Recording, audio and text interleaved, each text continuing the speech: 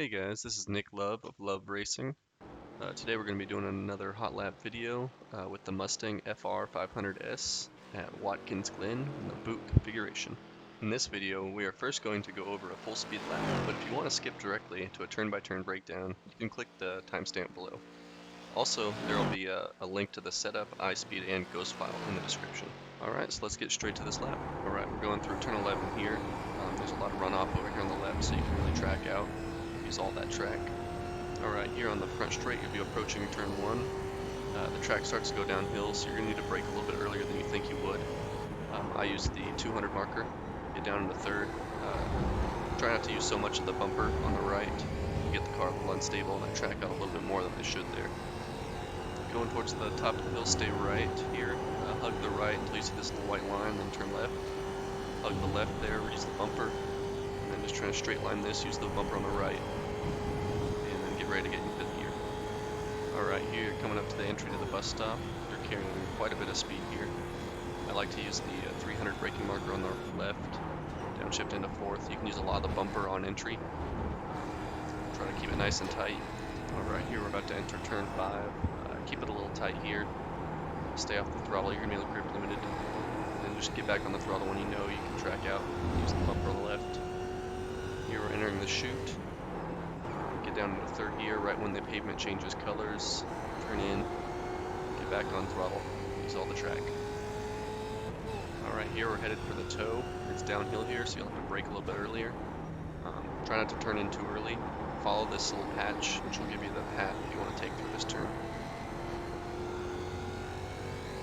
Alright, here we're approaching the heel of the boot. I like to get on the brakes around the 1.5 marker and then wait to turn in until you get to the end of that white marker. And follow that concrete patch just like the last turn.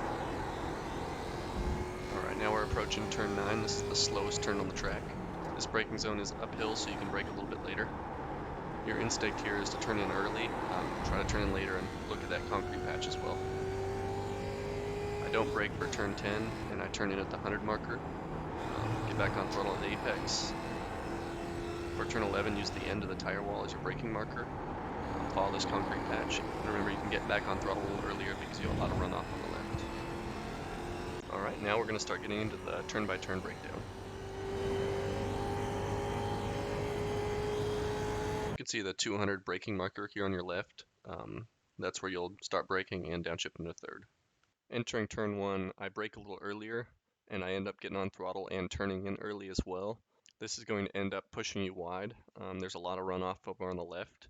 You can actually carry quite a bit of speed here and not lose too much time, but you have to really watch out on re-entering the track. On the exit to turn 1, you can use all of the concrete runout on the left without getting a 1-times, but if you do cut the grass at the end, you will get a 1-times. Try to keep the right tires on the left half of the bumper. You can use all of it without getting a 1-times, but there will be a tendency for the rear to lose grip. Upon the exit to turn 1, pit exit is on the right, so keep an eye out for cars coming out of the pits.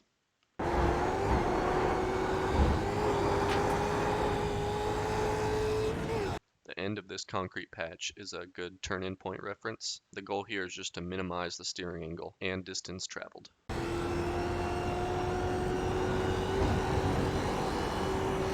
The start of the white line on the right would be your next turn-in landmark. Try not to immediately jerk the wheel. Try to have a nice smooth transition.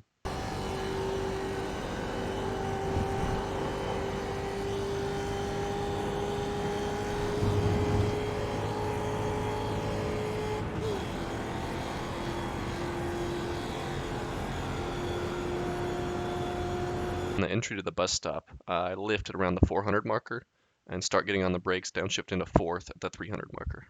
I don't have a good turn-in reference here, but the biggest thing is just don't turn in too late. So your goal for the bus stop is just try to keep your speed up, don't over brake. You can try to put your right tires all the way on the bumper, just try not to clip the grass there. The straighter you can end up making this bus stop, the less speed you'll scrub off. I like to position the car in the middle of the bus stop just to the left of that concrete patch.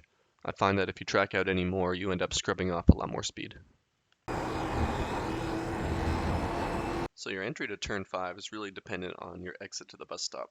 You can see here that I have a little bit less exit speed. So I only stay about mid-track and I turn in a little earlier. If you carry a little bit more exit speed out of the bus stop, you can trap left a little bit more, and that way you can turn in and use all of the track. Try to stay patient here as you go through turn 5. Don't get on throttle too early or that'll push you wide.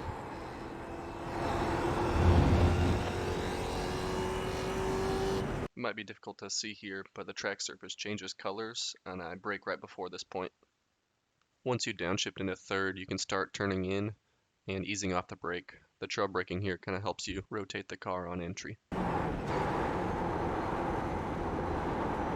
There's not really a great reference here for when to get back on throttle, but just try to make sure you wait long enough to when you do get on throttle, you don't have to get back off.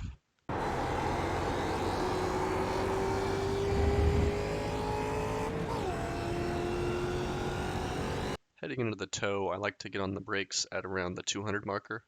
While this braking zone is downhill, the entry is uphill, so you can actually carry a lot more speed through there. There's a patch of concrete slightly to the right of mid-track. I like to use this as my kind of turn-in point to follow. One of the common pitfalls here for this turn is turning in a little early and getting on throttle too early, especially in the Mustang. It's really easy for the back end to come out and it's very hard to catch. Here I like to use a little bit of maintenance throttle before the apex, and then when that tire walk starts to come into view, you can ease back on the throttle and reduce your steering angle.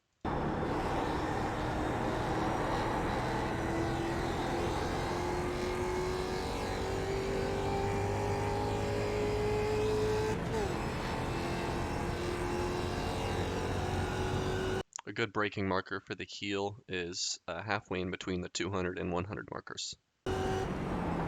Use the end of this white line as your turn-in marker.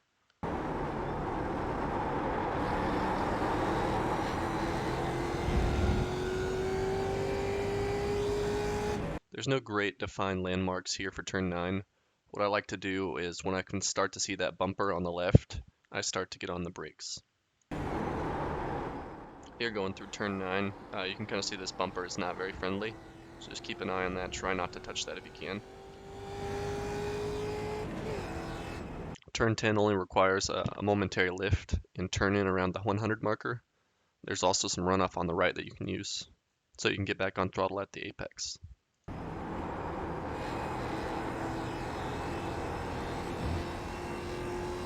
The end of these tires are a great braking reference for turn 11. You have a lot of runoff on the left, so you can get back on throttle before the apex and push it wide. Just make sure you don't hit those tires.